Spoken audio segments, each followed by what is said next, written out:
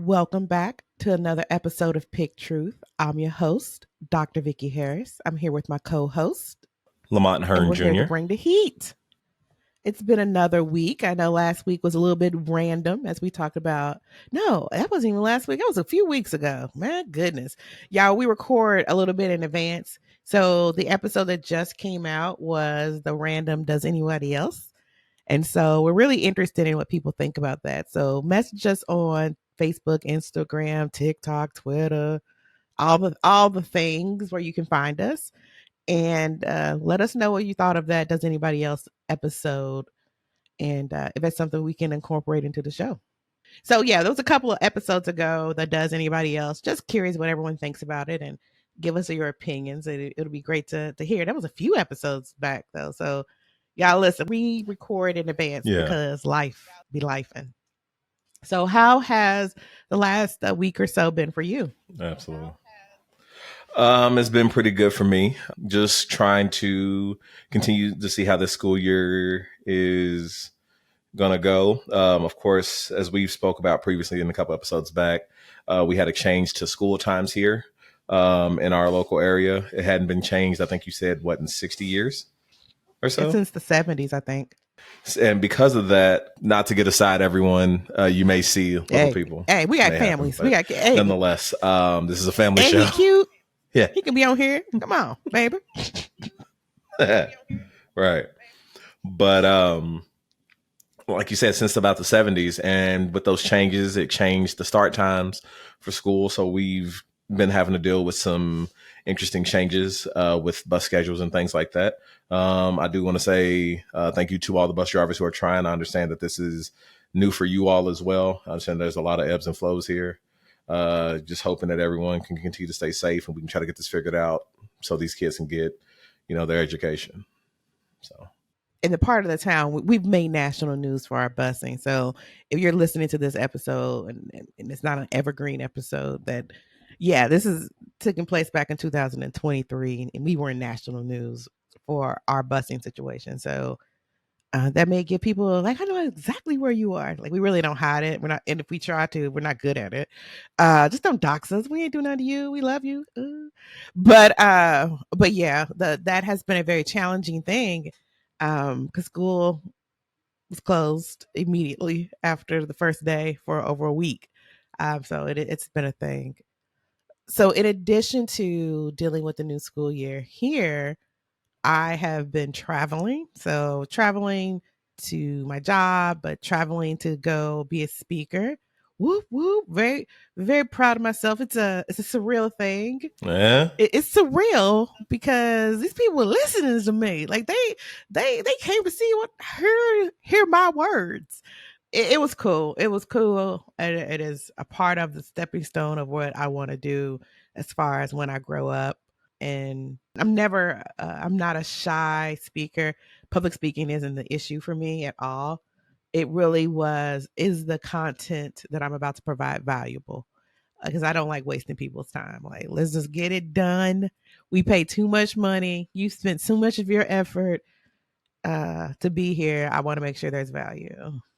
So there's that. And then there's my kids. Let me say something about my kids.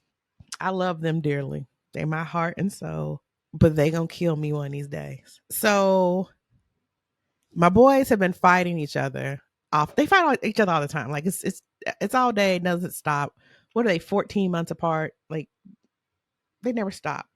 Last few days, my oldest child, keeps hitting the youngest with his tablet on the butt, like spanking him on the butt with his tablet. And then as a result, the youngest is screaming and yelling like somebody has tortured him and injured him. And so, like, the escalation of the punishment, like the first time was like, you know what, go to timeout. The second time was, oh, you lost your tablet for the rest of the day. He did it. He walked in the door, like literally got picked up from the bus stop.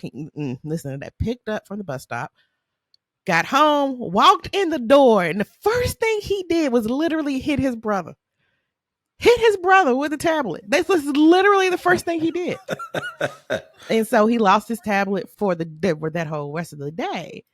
And so it's been this nonstop back and forth, this fighting and this tablet and stuff, and the attitudes. And like the next step is punch you in the throat. Like I feel like, timeout, you lose your tablet, you get punched in the throat.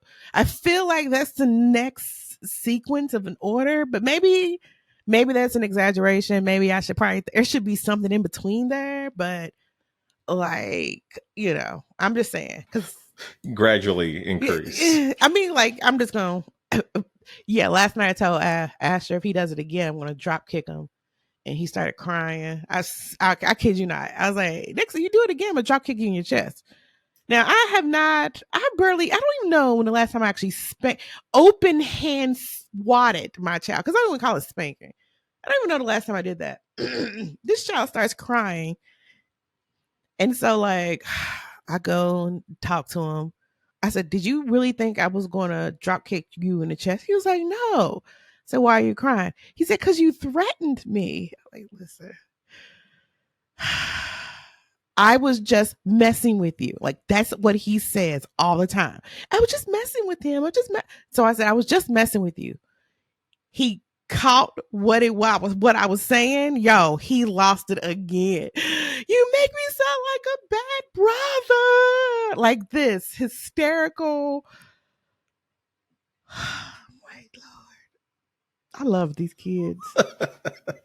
I love them. Oh man. They don't want me to be great.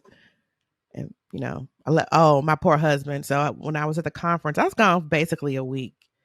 A week where my children were supposed to be in school, right? But instead were at home. And he has a job where he has to go into the office. And not only did he have to go to the office this week, it was like a week full of celebrations where he had to be like doing stuff. Like they're barbecuing for students, and like it's a big deal at the university that he's with, and the kids are at home. And I am in like, a few thousand miles away, cannot help. He called me the second day. He was like, man, being a single parent, that ain't it. That is not the life for him. And so I recognize how difficult it had to be. So I think I was talking to y'all. I was on the phone with Lamont, sweet little shoddy. Ugh. And I don't even know what we were talking about. I'm at the hotel room. I can't even tell you. Whatever. And I said something about Anthony. I was like, you know what? I think I'm gonna need to do something nice for him. I end up asking him if he could take off like the next Tuesday. So I get back. You got the whole week, then you have the weekend because those are always filled. So that Tuesday, I treated him to a day just for him. I bought him a massage. I bought him a ticket to the movies. He wants some plant money. He wants some lunch money. He never took me up on the plant money or the lunch money, which I ain't mad at because it's really coming out of the same account. So like, it is what it is. But he got to just do him. He got a massage. He got work out for a long time. Then he got his massage, and then he got to go to the movies. He enjoyed the movie. Real talk, like the movie theater that I chose. Yeah, we talked about it. You get to pick the seat, but like when you're buying the ticket, they give you the option to buy like snacks. And like, y'all, I couldn't buy my baby snacks because I refused to pay more for the snacks than the ticket. Like I couldn't do it. Like the ticket was like a matinee because it was like a Tuesday afternoon. Ain't nobody trying to push to go to the movie. So if you need a good day, take it off the middle of the week, guys, and go to the movies. But yeah, so I treated him to thank you because real talk, I got to do it again next week. So like I'm going to be home for a whole week, and then the week after I'm going to be gone again. But hopefully the schools will be open, making it a little bit easier.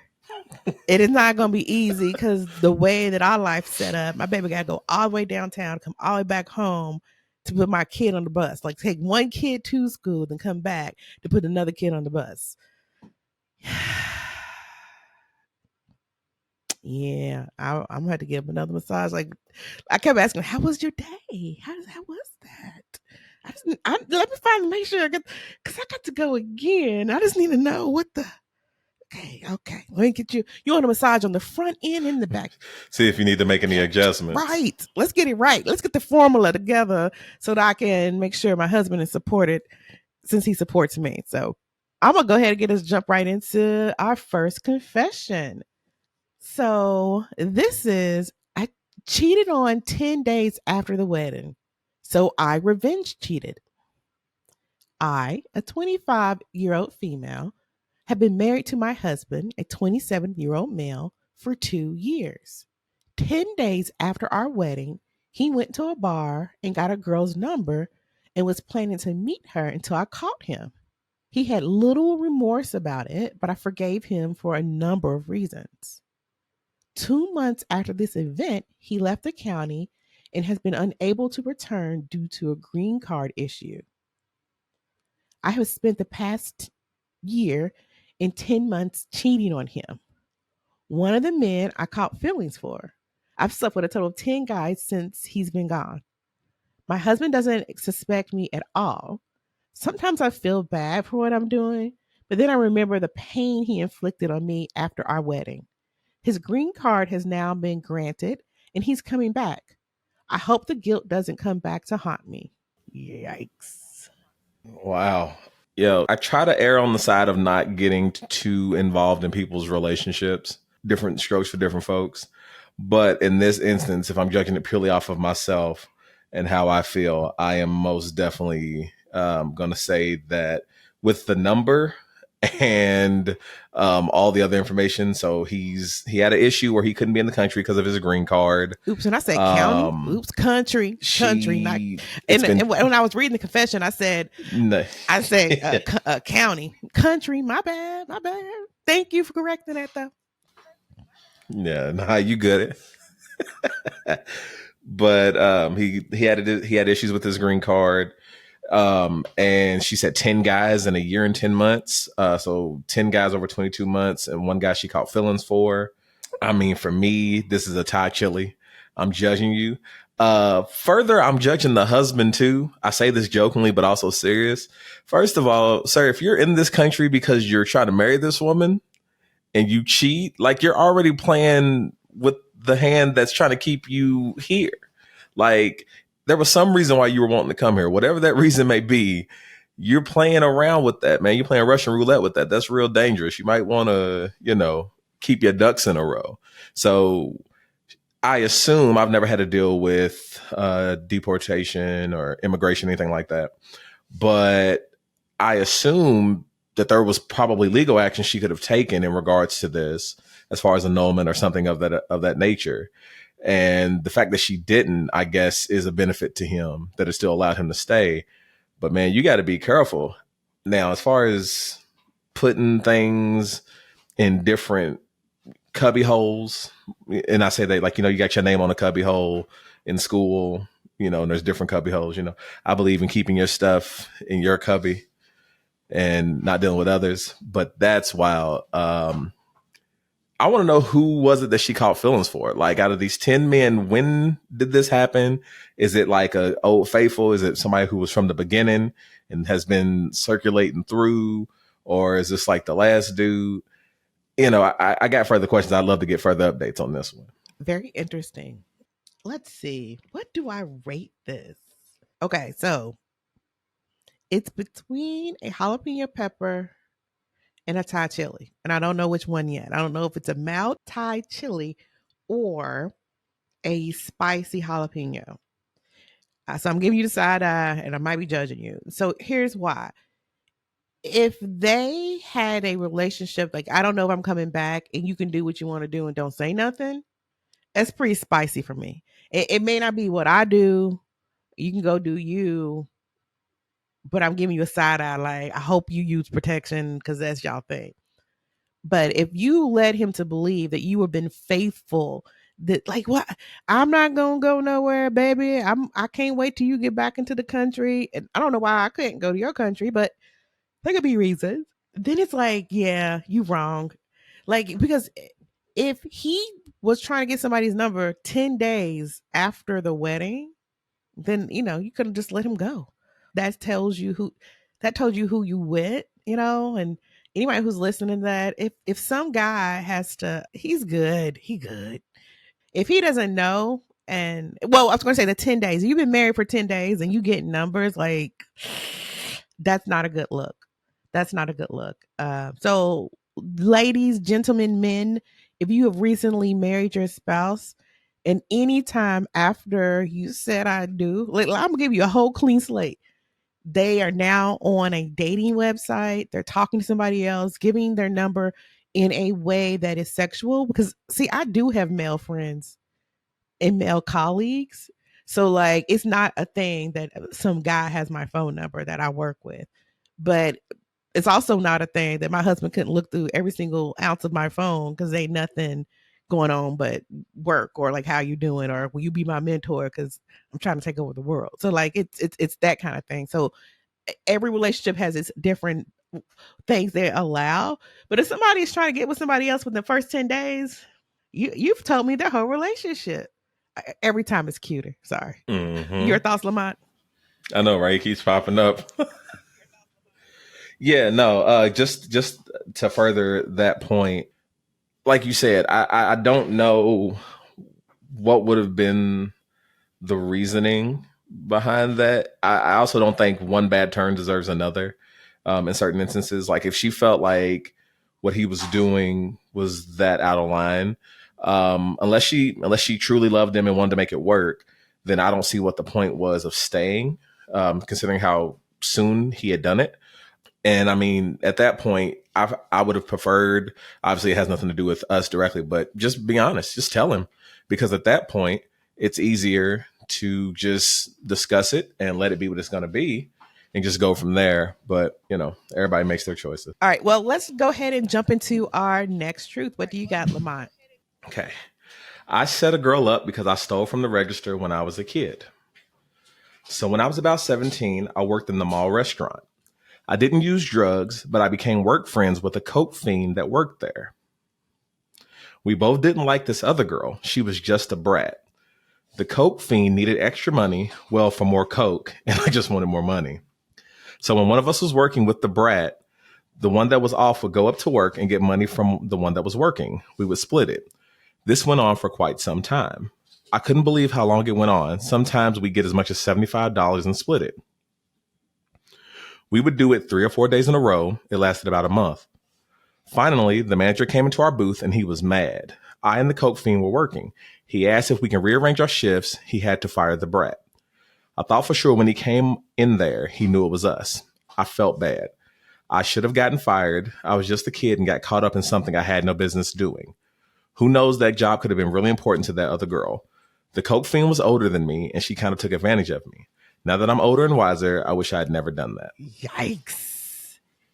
Yikes. Okay. So I don't know if the brat is a younger teenager or if it's an adult or whatever. Because, listen, I've met adult 40-year-old brats.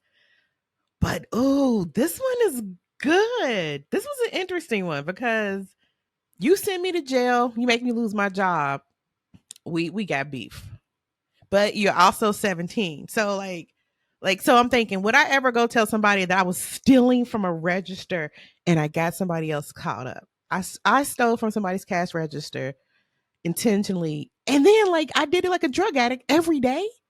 Like for those who have ever stolen, I haven't. Don't do it every day. Like you needed to spread that shit out. You need to make it like you can't just keep stealing the same. Like every day I'm stealing full 45. Like somebody's gonna recognize it. Steal in different increments. Like don't do it every day. Don't do it every day. But okay, so I'm trying to think. Lamont, you sit down and be like, hey, yo, I got a story from when I used to work at whatever. And me and a crackhead, because that's what I heard. Like, Right. I appreciate she said coke, but this is what I heard. Me and a crackhead used to steal money from a register and blame Becky. Like, we blame somebody that has shit to do with it. Like, that's what I just heard. Don't tell no, it's a Reaper. You don't go tell anybody you and a crackhead was stealing from the register. You don't. I just needed money, and they just don't tell anybody else that you stole money with a crackhead. Don't do it. Because you can't come out like a winner in that story ever. There's no part of that story that you None. well, the brat learned her lesson for what? Like you stole with a crackhead. Yeah. No, don't. So you're 17, and because of 17, I'm supposed to take it down a notch. Like because your brain's not fully developed, like a Thai chili. So WTF, I'm judging you. So like I sit there. It is as a child. I'm judging you. You should know not to steal with a crackhead. And then I want to know why the people working there have a crackhead on the register. You do not put the crackheads with the money. And listen, if you are offended because I said crackhead, meth head, pothead, whatever. Well, potheads don't steal. They too lazy. But potheads, whatever. I'm not just made that up. But whatever. Like you don't put a drug addict on the register. Like don't, my father was a heroin addict. So like I can call people crackheads if I want to. I feel like I have gone through enough to call people crackheads. Now what? Top that. Is that the equation? Is that My how it father works? was a heroin addict, so I can say crackhead. That's what it is. It's like not everybody can say nigga. Not everybody can say crackhead. I knew you was gonna do it. You know what? I agree. I don't think you can come out winning when you go, yeah, I was working with a coke fiend, crackhead. I don't care what terminology you want to use. There's no title for that type of career path.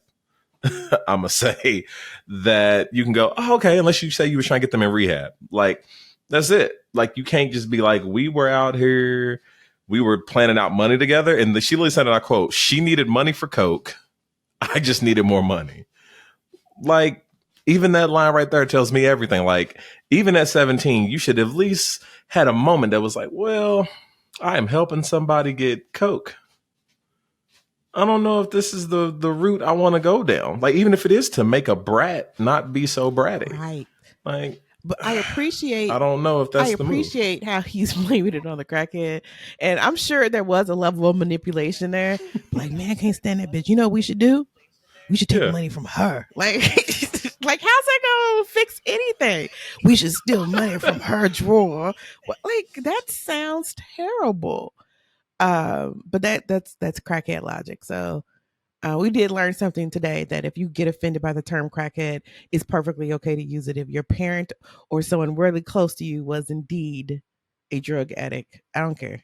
It's insensitive or not. I'm not very sensitive. Like I'm a snack cake head. Like we all got problems.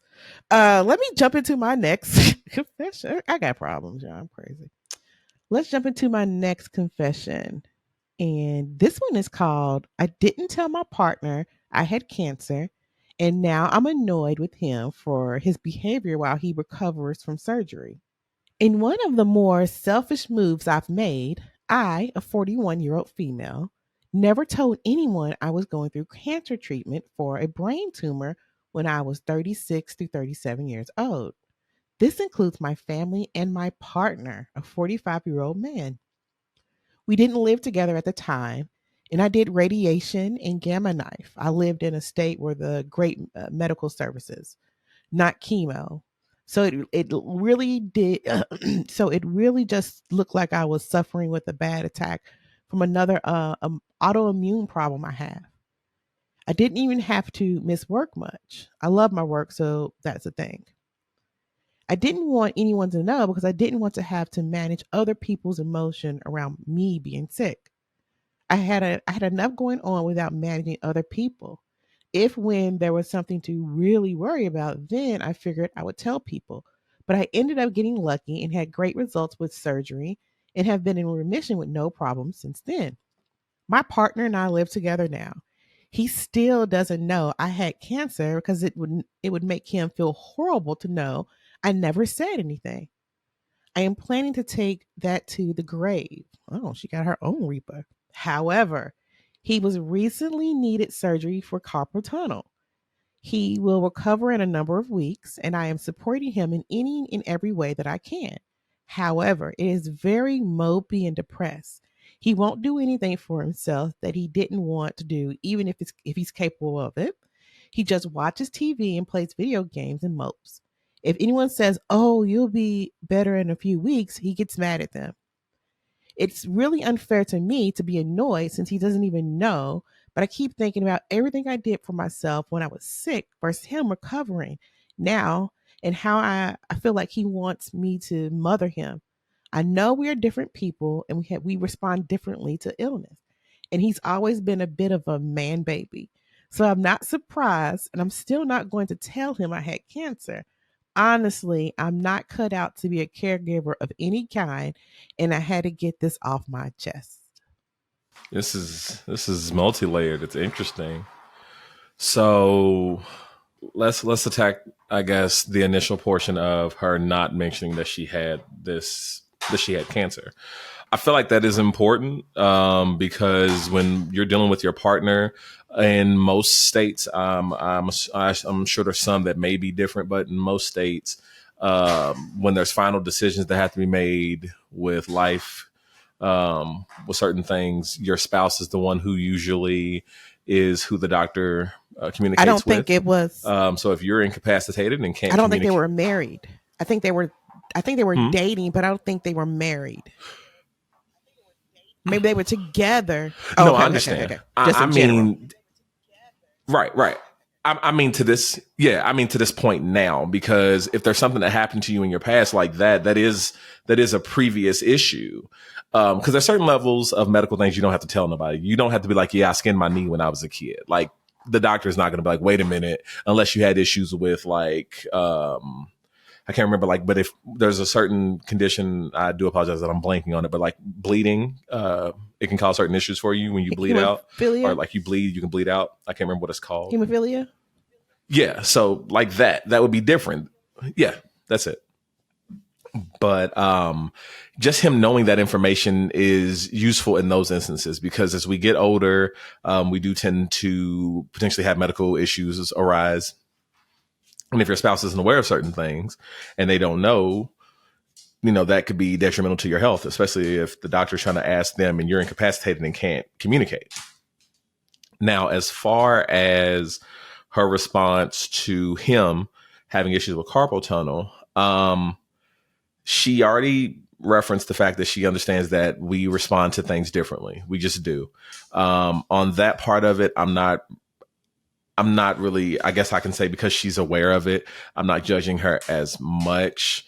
I'm still judging her for it to some extent, but you have to understand that what may be easy for you may be hard for someone else. And it sounds like it's hitting him mentally, more so than physically, where for her, her cancer issues did not mentally affect her in the way that it appears that his are. Because of that, I'm not going to say that, like you said, she did have her own personal reaper, since she said she's going to take it to her grave. She was adamant there. I would say, I mean, to me, it's still it's like a spicier jalapeno, like, because I am judging you, but it's more me giving you a side eye, because I do feel like medical information like that is important for your spouse to know.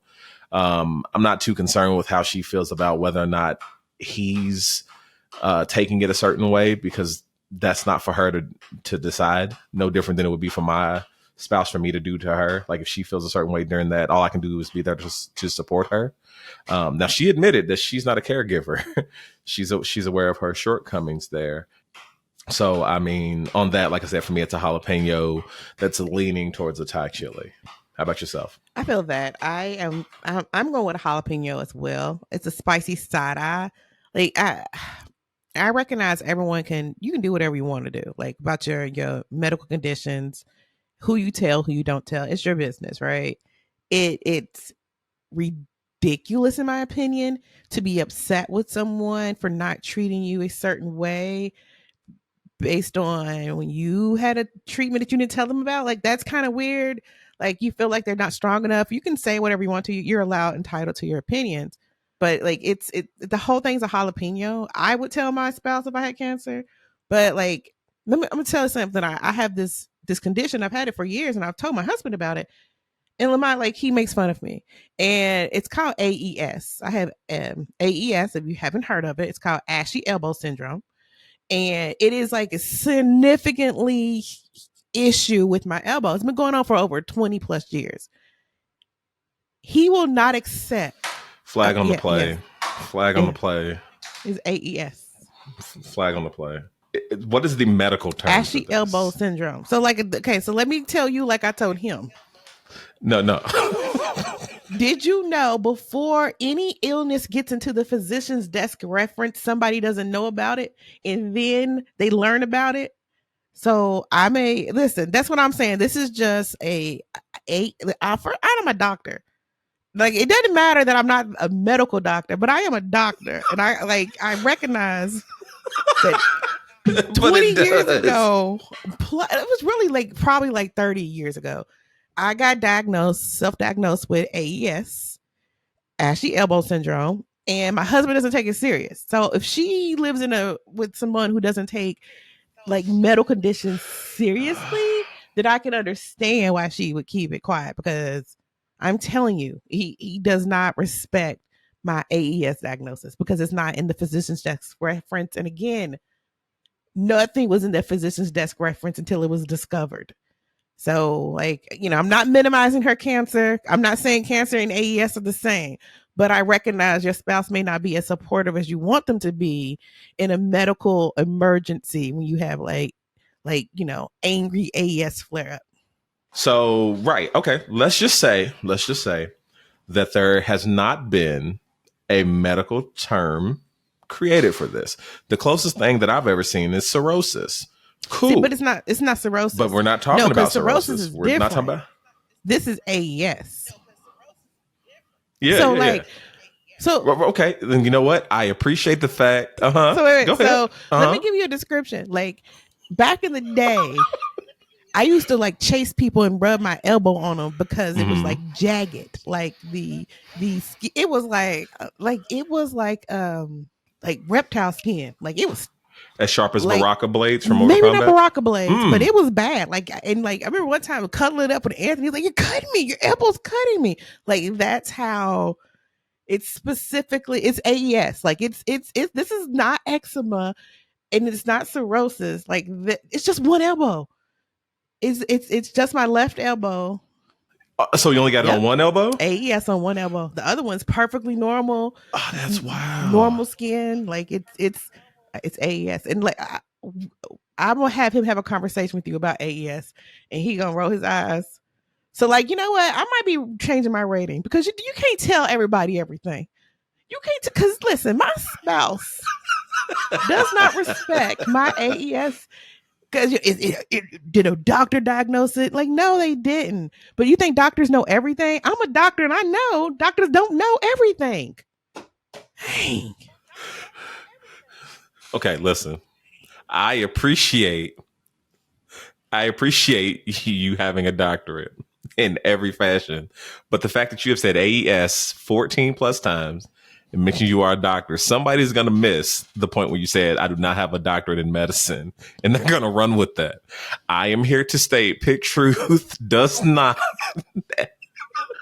We do not provide medical advice. Please see a physician. This is hilarious. And if you send me pictures of your AES. If you think you got AES, like send me pictures of your AES. I'll post them. Like I'll post pictures of my AES. It's ashy elbow syndrome. Like, like I have an aunt. Like hey auntie, what's AES? She's gonna start laughing. Said ashy elbow syndrome. So, and also diagnose people with LTS. I've diagnosed a lot of people with LTS. That's little tooth syndrome. Like when you got them little teeth, like that's the LTS. You got little tooth syndrome. There might be a real name for that. I call it LTS, little tooth syndrome. This is a different show. But okay, Lamont, you want to do your last confession? Yeah, sure. I'm trying. It's the syndrome is the problem. It's the syndrome part that's shifting it for me. Okay, this last one, I do need to give a trigger warning because it is a trigger warning of violence. It is titled "My Grandmother Killed Her Sister." So yeah, so I've been sitting on this family secret for a long time. And after watching a few videos about family secrets, it really started bugging me when I thought of all the pieces of the puzzle I was just putting together. So in a rural town in Ireland in the 50s, my granny was in preschool with her sister. She goes, we're going to refer to her as Mary. This being rural Ireland, it didn't have fences along the creek or anything to stop the kids from picking up rocks. So one day, not entirely sure what happened to lead up to this, my Gran and Mary were at the creek, and Gran just picks up this rock and starts hitting Mary with it. Only stopped when another kid crying got a nun's attention. From what I know, it got talked about as a big accident for the rest of my granny's life, but no one ever talks about it. After clearing out her house when she died, we found some diaries, and they were pretty much full of the same thing happening in different contexts over and over. I knew my great granny and my granny's other sister hated her and blamed her for something, but until then, no one knew what. The thing I've just pieced together with it all is that she named her first child after her sister, whom she murdered, and several animals. But yeah, it just started bugging me, and I had to get it off my chest. As far as I'm aware now, it's only my dad and myself that know. Granny's son-in-law. When I found the diaries, I showed my dad, and he put them on a bonfire immediately, so I'm sure no one else alive knows what happened. Well, they said TDLR, but they meant TLDR. My grandmother killed her sister when she was a kid with a rock, and years later named her firstborn after her sister. No one knows but me and my dad. Yikes. I'm still like, when I hear these confessions, I always try to sit in that space. And I need to sit in a space that I learned that my grandmother as a kid bashed her sister over the head with a rock and killed her. And everyone knows she did it. And if this was in the 50s, I don't know what the 50s in Ireland was like. And I wasn't here for the 50s in the United States, but a girl can imagine about how we don't talk about what goes on. Yikes. And then her mother, the reader's great grandmother, and sister never liked the murderer. Golly, Lamont. And so now I have this information, man. I'm gonna listen. It's a mild pepper for me. Hear me out. From the person who posted this, I think this is a mild pepper because she had no control over what the grandmother did. Like, this is just what happened. And it happened so long ago. Like, at this point, it's history. And to burn the books, I think that's terrible. Like, I think there could have been so much that we've learned from kind of just looking at, listening, witnessing and hearing things through their diary or their perspective. At this point, it's like just family fodder. Like, hey, like, I'm sure granny's not around, great granny's not around. Like, hey, this is what happened. But yeah, it's a bell pepper. You just found the information and you tell the information. But of course, I am one to unveil family secrets. So I won't be hindered by them. So for me, I don't give a fuck. And I said that with a hard F. I don't care. I'm not going to allow your inability to stand in the light to prevent me from being truth or to be bound by your darkness. So I don't care. Fuck you. Fuck your secrets. I ain't doing anything wrong. I'm going to tell what happened because it is what it is. Now, I wonder why, if there was a reason why. And there's never a good reason. Like, there's never going to be a reason my number one can tell me why he bashed the head of my number two. Like, y'all can't bash each other's head. I'm tired of y'all fighting, let alone, I don't want you to murder each other. So I can't imagine how the mother felt or the sibling because, like, our children are like, they're cousins, but they're like so close. If one of them did something to the other one, the other three would be mad. Like, they would be like infuriated and not understand. So from the original poster, bell pepper, tell your truth, tell everybody, listen, this is some crazy shit. Let me tell you what Granny did. And maybe you're not in a family where maybe that's too salacious. The biggest one is the Thai chili for the daddy burning the book, the diaries. Don't burn history, people. It is what it happened. What happened happened. We can't go back and change it. Let's learn from it. And like, I highly doubt you're like emotionally invested over your dead great aunts. Like, you're not highly invested. You never met her. I'm not saying that other people didn't have emotions and feelings, but like, y'all on this another wing of this. So, but I could just be a hater. No one knows your granny. I don't know. But what do you think, Lamont? No, I think you put it eloquently. To be honest, it's a bell pepper. It's heavy. Don't get me wrong. It's a weighty bell pepper, but other than that, you're just telling part of your history. It's just what it is. Or your family's history, rather. It's not something that you did. It's something that happened in your family. And as you said, the only issue I really have as far as anything I'm judging is the father for burning it. I know some people won't probably want to hear this, but as far as, we talk about a lot of statues and other things being removed in our country now. A lot of people do have arguments about whether to keep these things or to get rid of them. I think part of my main position has always been a lot of people choose to keep these things, but they choose to keep them as a symbolism of something great. And they dismiss what is the truth behind a lot of those conversations. We see that a lot going on with, how things are being communicated in school. And I know we're not a political show. That's not my intention at all. I just believe in being honest with what happened. Things are what they are. They happened how they happened, and we should be upfront about it. Trying to adjust it so that certain people feel better about the choices that their family made in the past is disingenuous, because those same people who that thing happened to, their ancestors, and some of them, ironically, are still here. So it's repainting the past so that you can feel better about decisions that happened. And I'm just not for it. I understand. I'm judging the dad. Sorry for cutting you off. Y'all, we got a delay. So I understand what you're saying. You good.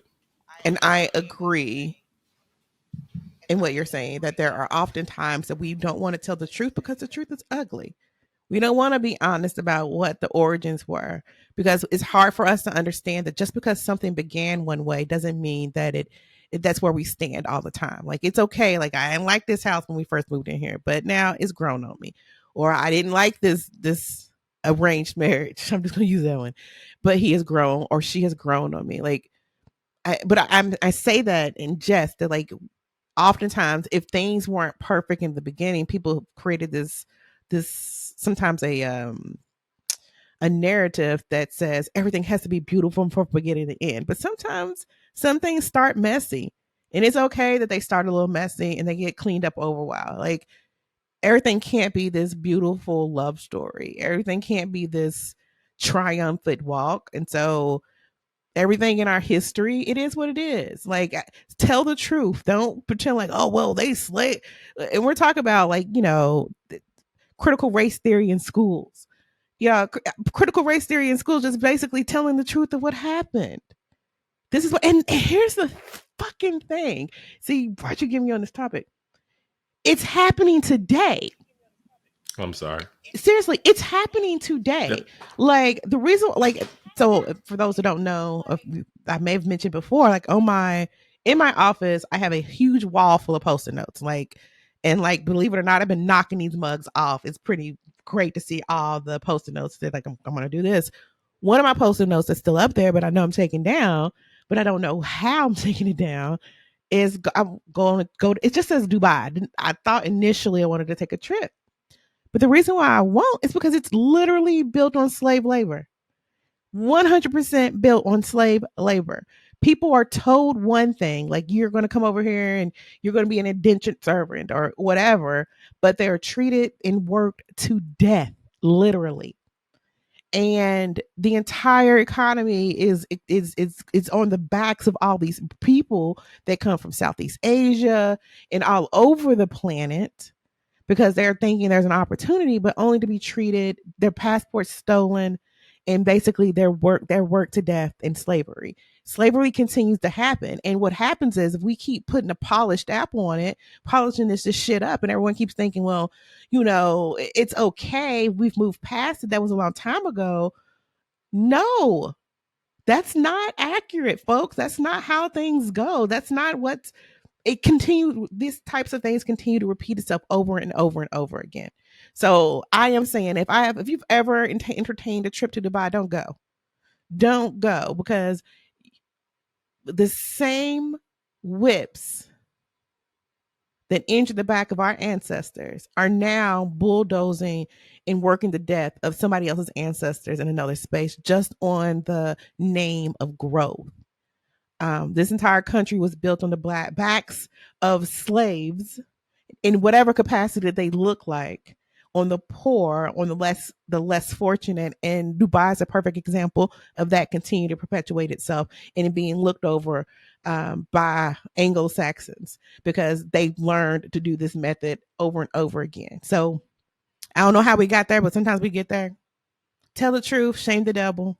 Yeah. It's a bell pepper. You ain't doing Yeah. anything wrong. You're great out here killing niggas. Sorry. Sorry. That's a joke. But out here killing people. That's not okay.